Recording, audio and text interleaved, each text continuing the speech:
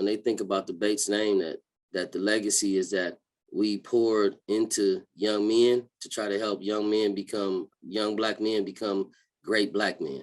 You know what I mean? Not just to be young Black men, but to be great Black men.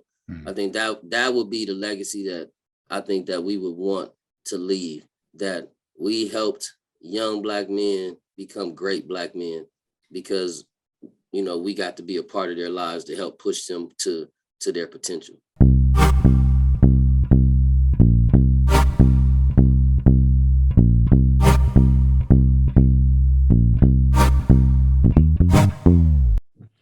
Hello, everyone. This is author Tim Brown, the book Uncommon Athletes. And I want to thank you for taking the time to be a part of this YouTube channel, and ask you to, if you haven't already, please subscribe and like the video so we continue bringing you these impactful stories.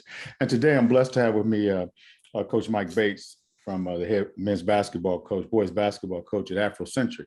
And he comes from the backdrop on him is his dad, Coach LeRoy Bates, was a top high school coach in Toledo.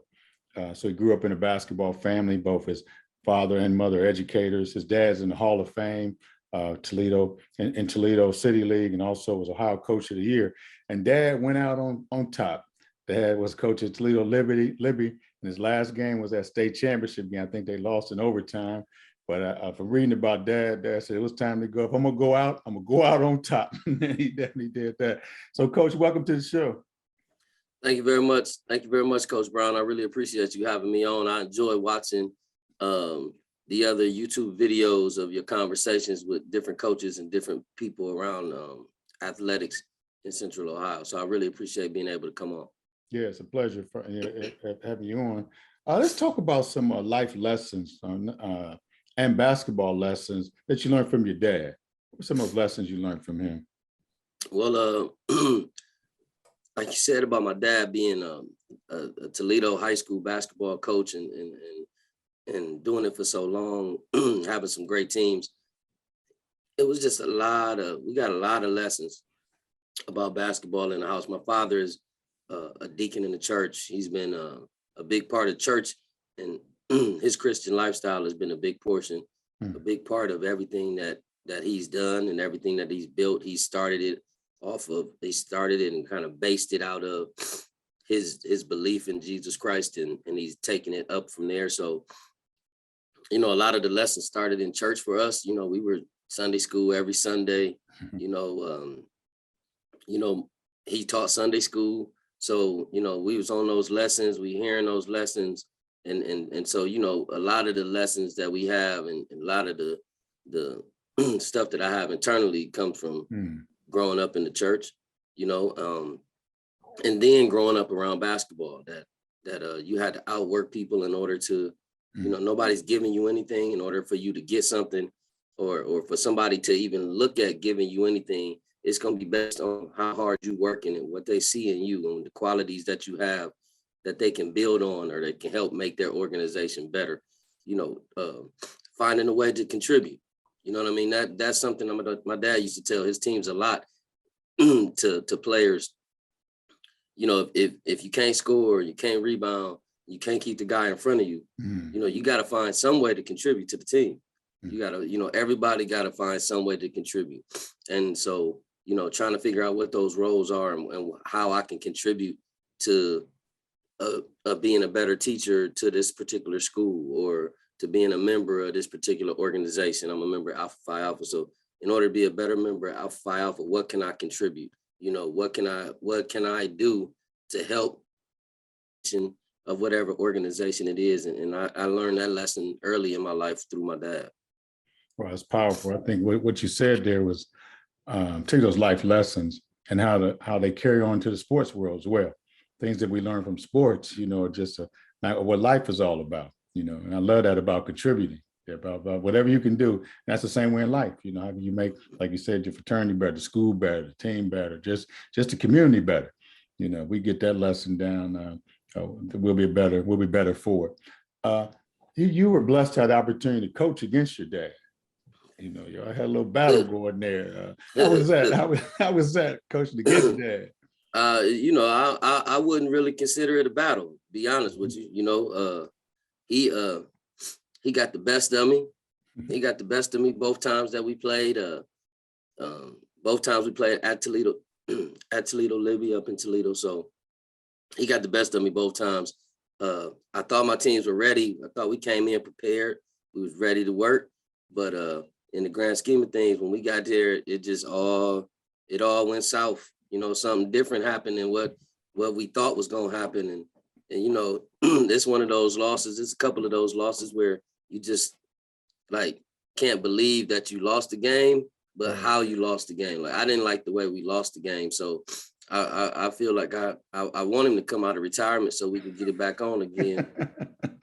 But he ain't going for it. So He ain't going for it. I'm just gonna have to live with these losses. Right. How did you get out of Toledo? Both of you and your brother Jason are here in Columbus coaching basketball. How'd you get out of Toledo? How'd we get you here to Columbus? Toledo, I went to the University of Cincinnati for college. Okay. Went to the University of Cincinnati, and after doing my time down there at the University of Cincinnati, and I love the University of Cincinnati, they when I had some job offers in education, and I took a teaching job in Columbus City Schools. And so that was my first teaching job out of college, was in Columbus at Columbus City Schools. I taught at Livermore Middle School. And when I was here, Jason was graduating from high school. And Jason ended up going to the Ohio State University. He was in the Young Scholars Program. And so he came to Columbus as a first year student at Ohio State. And, you know, after he came down because I was living in Columbus at the time, and he had the scholarship to Ohio State. And so at the time it was perfect, and we loved it. And I loved Columbus. I loved having him close. And after he graduated, you know what I'm saying? We stayed. We just kind of stayed in Columbus. I left and went to Cleveland for 5 years. I taught and coached basketball at your alma mater at Shaw High School up in East Cleveland. I was up there for 5 years. And then after 5 years, I moved back to Columbus and came right back to Livermore. And so been in Columbus ever since. Wow. So I came in 96, left for some years. Then I came back in 2001, and then I've been here ever since. Wow. You and Jason ever had the opportunity to coach together? Yes, actually, yes. What's funny is I started off at Africentric as a middle school coach. So I was a middle school coach, and Jason was my assistant coach. Jason was actually working at Africentric. I was working at Livermore. Jason was working at Africentric, and I took a job as a middle school coach, and he was my assistant. And that was the first year we did that together. Then the next year, I became the JV coach at Africentric because it was the first year that they had a varsity team. And Jason, when I took the JV job, Jason took the middle school job. I left, and then we were on that first staff at Africentric with Mike Thornton. The very first year we had varsity basketball at the school. I think that was 2003, 2004, and I never left. Thornton eventually moved on, and then Jason became when I got the head coaching job, Jason was my JV coach and lead assistant for 2 years, and then he took the job at Walnut Ridge, and then he just took off from there. And I've been at Africentric the whole time, and Jason, he left us and went to Walnut Ridge, and now, of course, he's over at Pick North. So, yeah, we started off together, learned a lot, built that thing, helped build that thing together at Africentric. So, he's still a big part of everything that we do at Africentric. Wow. Talking about that building, talk about the culture of basketball at Africentric and how it was built. What it was built on? What are some of the pillars, principles that you guys have built that program on? It's funny because it's a mix. It started off with Michael Thornton's vision for the basketball program, and I was just a JV coach, and he used to have them walk in line. Shortest to tallest, don't break the line. It was a lot of like fraternity type stuff with that first group, and just trying to get them to buy into being disciplined and being tight and looking out for one another. And when he left, we kept a lot of that stuff in place. We weren't as regimented as Mike was with it, but we kept a lot of that in place. But one of the big things we wanted to really have our culture built on was a culture of family, of discipline in regards to how we play, of defense, that we wanted to be out there. We wanted to play hard. We wanted to play with a lot of effort. And and of intelligence, that when people when they play against us, you know, they have to work hard to win the game, not just because of how we play on the court, but how we think the game and how we approach the game, and how we give them different looks. I wanted us to be a little bit different than most city league teams. When we were down here, one of the big things is in Cleveland and Toledo, Cincinnati, in the city leagues, they play faster games. And you remember this from being up in the Cleveland area, growing up in Cleveland area. It wasn't nothing to hear about something being 70, 80, 70 something, 80 something, 70 something, 80 something. The games was always, the scores were always a little bit higher because teams were playing man to man. They was full court pressing, they was trapping. You know what I'm saying? That ball is moving up and down that floor. And Columbus wasn't like that when I got here. You know, it was a couple teams, you know, Brookhaven was doing that, but it wasn't a lot of teams that was really trying to push that thing up and down the court. And the game in those other places was also a guard game. You know, in Columbus, they've always been blessed to have bigs in Columbus. It ain't that way in Toledo. And so, you know, you had a lot of guards. You might have 4 guards and 1 big, you know, and so the game just flows a little bit differently when you got different types of lineups. And so one of the things we wanted to bring to Columbus was a faster pace, a faster style, something where you get the ball up and down the floor, something where kids could be, you know, interested and like playing this way. You know what I'm saying? Most kids, if you give them a choice, you want to play slow, you want to play fast, they want to play fast. Right. And so, you know, playing fast gets the ball in more people's hands. You know, playing fast gives people the opportunity to use their God-given athletic ability to try to make a play.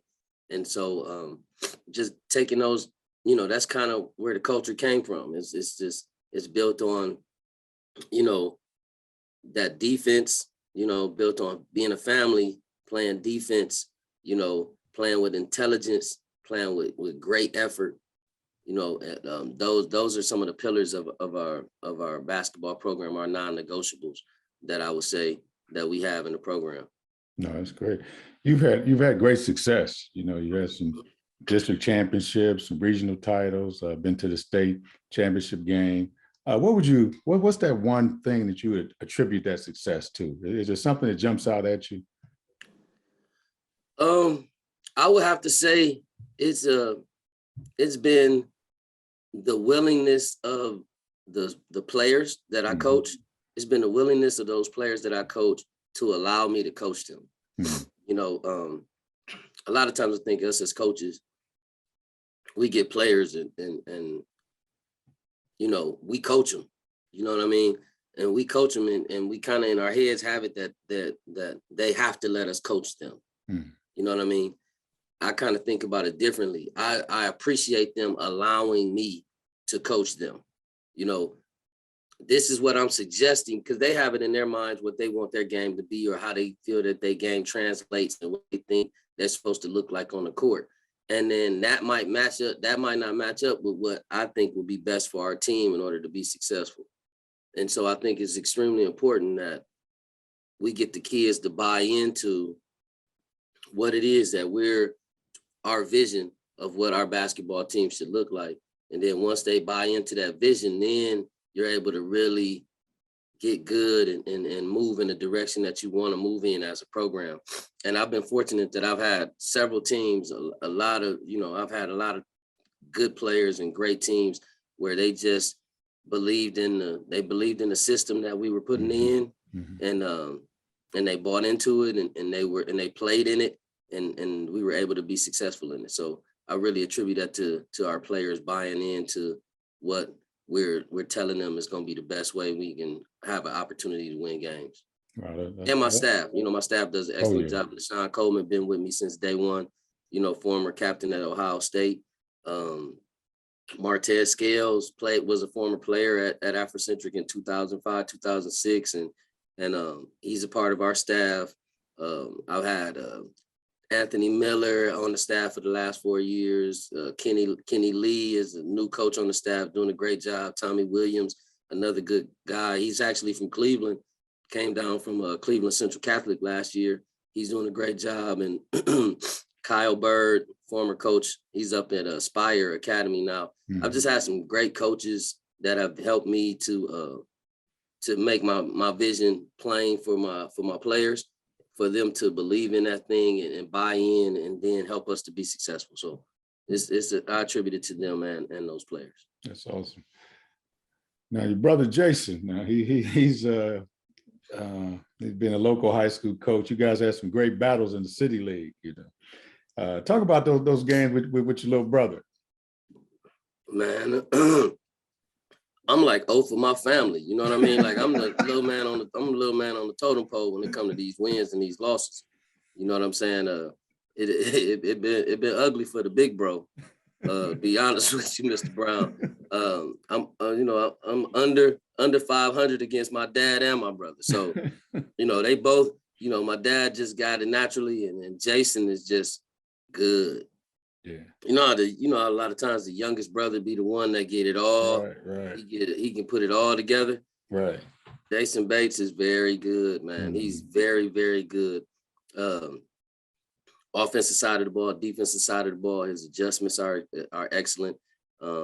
He has a way of getting kids to follow and love him and play with passion. And that was evident when he was at Africentric as a middle school coach. It was, I saw firsthand what he built Walnut Ridge into right now. I remember what Ridge was like before he got there. People forget that Walnut Ridge had a few years where they were under 500. They were one of the laughing stocks in the City League South before he got there. And then, he came on board, and in a couple of years, he turned that thing into a powerhouse in the City League South. Mm-hmm. And to the point where it is right now, and, the guy, he just did a great job.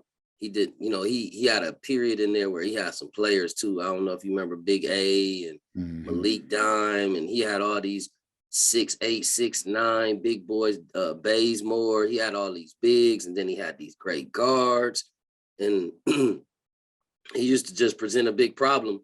But, we always try to fight with him a little bit, and I try to save something that we hadn't done against anybody else. I try to save something that he hadn't seen before, to try to throw a monkey wrench in throw a monkey wrench in his plans. And so, I think we played 10 times, 2 times a year while we were both in the City League South. And I think he got me. I got him in the first game, so that's important. I got to take the wins whenever I can, Mr. Brown. So I got the first game, and then I think I got the last one. I got the first one, the last one, and I only got one more in between. So I think I went 3-7. Wow. Well, Jason knows for sure.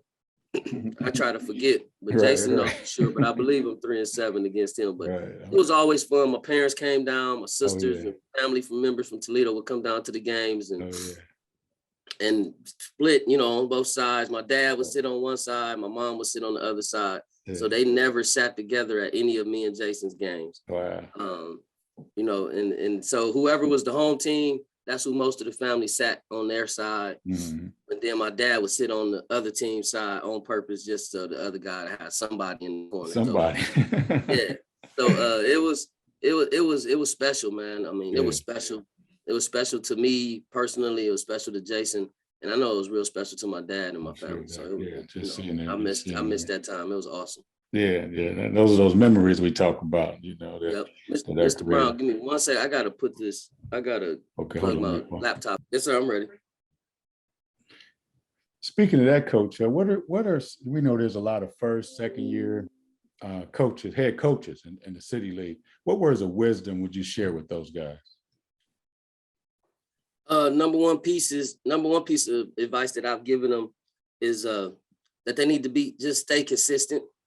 Like it's very important that that your kids believe in what you say, and what you say is what you're going to do.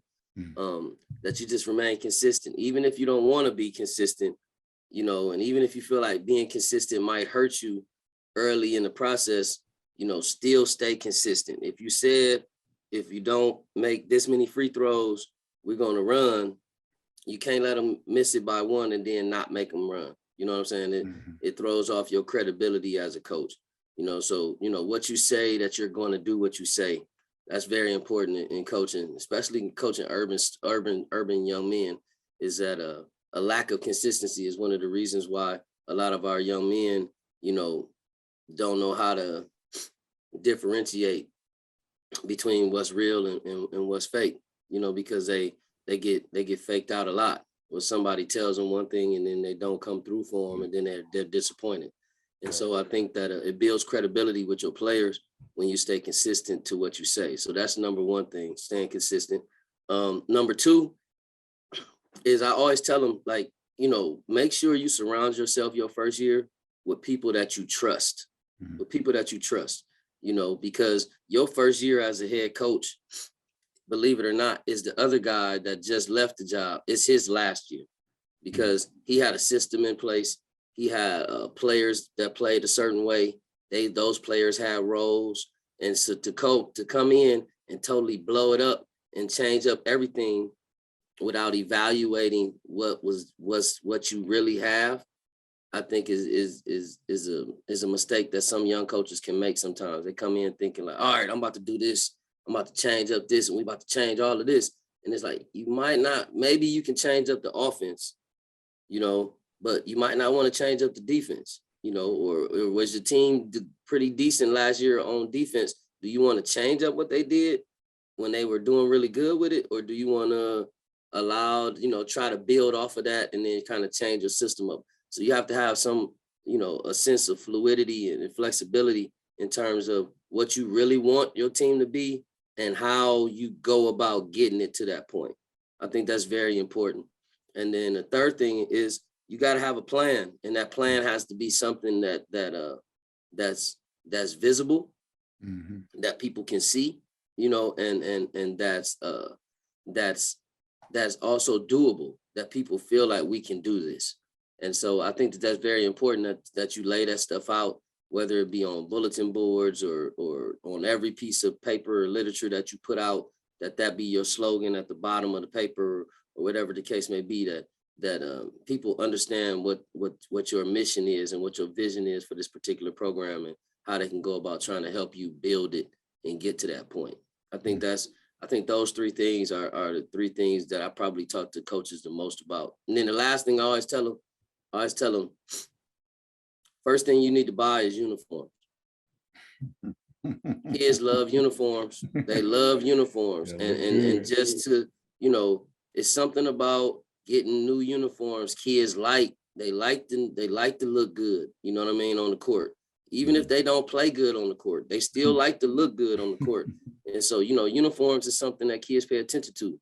They don't talk about it a lot. You don't hear about it a lot, but it's something that they pay attention to. And so, change up the stuff a little bit and give it a different look, or give your seniors the opportunity to be a part of that planning process. All of those types of things help build that buy-in to your program, and it locks kids in because they feel like they're a part of building something. I think that's very important. Everybody got to have a mission. No, that's powerful there. Yeah, they got to have some buy-in, which makes them want to stick around. Most definitely. Makes them want to stick around, because they want to be a part. Everybody wants to be a part of something special, Yeah, something they can see it, and all that. That's good stuff. You talked earlier about your dad being a deacon and you guys growing up in church or whatnot. Talk about how important faith is to you personally. It's extremely important. I wouldn't be where I am if it wasn't for my faith in God and the many times that He's been graceful and loving and forgiving to me. I've had some different things happen in my life, trials and tribulations that happened in my life, and all of those trials and tribulations have helped me to build up and become the person that I am today. And I know that every time that I made it over one of those obstacles, it was, the only reason why I can get through this obstacle is because God helped me get through the last obstacle that I faced. And so, I try to pass that message on to our young men too, that, a lot of times it's toughest, like a lot of times right before you're about to be out of that situation, or whatever that issue is, that problem is, right before you're about to break through and get over this thing, that's usually when it's the toughest. Right. That's usually when it's the hardest. And just helping, and that's the point where a lot of people will quit and they don't even really understand, like, you just quit running a 100-meter dash and you was at the 95-meter mark. You know what I mean? You was 5 meters away and you quit because you couldn't see that you couldn't see the finish line, but you were that close to the finish line. And so, you know, having faith in God and being able to come through obstacles previous help build your faith and build your confidence that whatever you're facing now, you'll be able to get through this as well. So, I live on that. I live by that. Me and my wife, we attend Higher Ground, Always Abounding Assemblies over off of St. Clair and Fifth Avenue. And we've been going to that church since we got married back in 2006. And I really enjoy the messages and the lessons that I'm learning from Dr. Sherman Watkins over there. And, I try to apply a lot of those principles and bring some of that stuff into my practices and talk to the boys about that stuff at the end of practices about, overcoming obstacles and facing adversity and dealing with those things and just having faith that things are going to turn out good. A lot of times our kids just always think the worst thing is going to happen, but we got to start helping them to believe that good things can happen as well. Amen. That's well said. Well, this has been a rich conversation. I don't want to leave it without talking about the Bates name and the legacy. And what is the Bates name built on, and what's the legacy? How do you want the family to remember it? What would you say? What's the Bates legacy? That's such an interesting question. I would say, speaking on behalf of my dad and my mom and my dad and my sister, my whole family is educators. So like my dad was a teacher and a basketball coach. My mom was a teacher. My younger sister, April, she's a teacher. My brother, Jason, he's a teacher. My wife is a principal. My brother, Jason, his wife is a principal as well. Education has been the family business, and coaching basketball has been an extension of being a teacher and educator. And I think the legacy is that we were that's what we did, that we were educating young men, not just in classrooms, but also on the court and off the court. And that we were, a part of everything. We were part of all three parts, all three phases, three of the phases in their lives, with the athletics, the academics, and then that social piece off the court, how to treat people, how to yes ma'am, no ma'am, how to make good decisions, because those decisions that you make, follow you. I think that it's important that be the thing. Like when they think about the Bates name, that the legacy is that we poured into young men to try to help young Black men become great Black men. You know what I mean? Not just be young Black men, but to be great Black men. I think that would be the legacy that I think that we would want to leave, that we helped young Black men become great Black men because, we got to be a part of their lives to help push them to their potential. That's what I think the legacy would be. That's what I hope that the legacy is. It is. I'm striving every day to continue to push and build towards that. That's very important to us and our family. Well, that's powerful. Yeah, I've been blessed to watch you grow as a young baby-faced guy over at Linwood Middle School with Troy Taylor and Satch and all them. Most definitely. Yeah, what I'm saying? Mike Bradley. I remember them days. It's funny. It's funny. It's like I look back on that time and it's like, man, I was in this incubator. Yeah. You know what I mean? Like I was in this incubator. Like people don't realize how good a coach Troy Taylor was. Like, man, that dude could flat out coach, man. Like he could coach.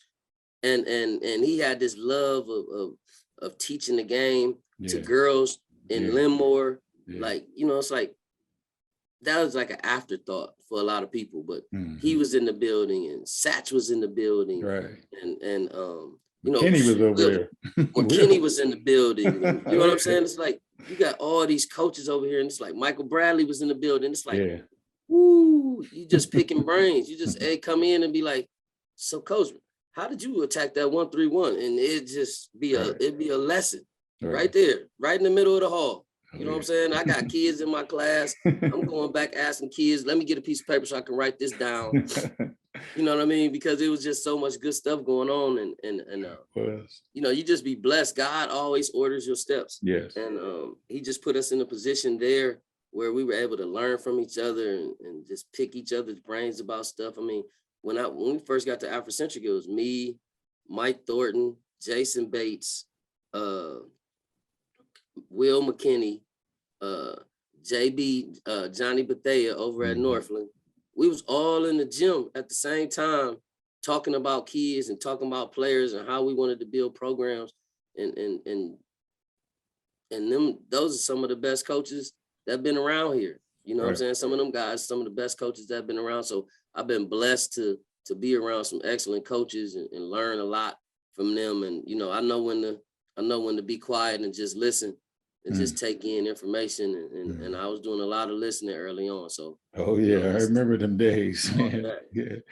Coach, I want to thank you for your time. And I want to encourage you with this. The thing I know about you, and I learned a lot more about your family through this conversation, but the word that comes to mind when I think about you is humility.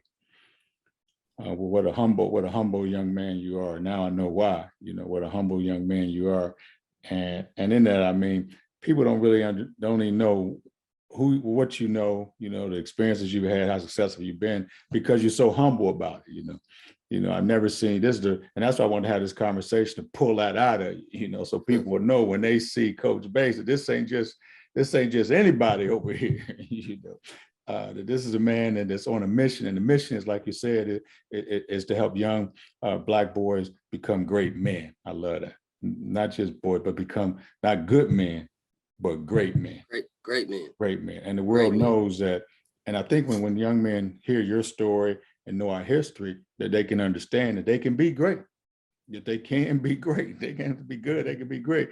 Now, your dad coached for 30 years, and the state champions run, and his son falling behind next, his younger brother falling behind. It's a great man, great man, and getting those guys to understand that. But I appreciate your time and just the humble man you are. And I want to wish you great success. It's only beginning, we're gonna get that. You're gonna get that state championship banner up there. It's coming, It's only a matter of time. Yes, sir. Let's claim that. Let's claim that. Oh, yeah. Let's claim that. I really, Mr. Brown, I really, really appreciate you giving me this opportunity to be on Uncommon Athlete. Like I said, I've read the book. You've been a part of the school. You've had book reading sessions with our kids over at the school, and so I really appreciate your contributions to Central Ohio basketball community. Through I remember the Clark Kellogg Tip-Off Classic, and then everything you've been doing with the books. I really appreciate everything that you do for Central Ohio basketball, and how you merge that with your faith, is awesome. So I really appreciate you and giving me this opportunity to be on today. All right. Well, thanks, Coach. I want to remind the audience to make sure you hit that subscribe button and like, so we can continue to bringing these stories to you. Thanks, Coach. Appreciate your time. Have a great day. All right. Thank you very much, man. I appreciate it. Thank you. All right.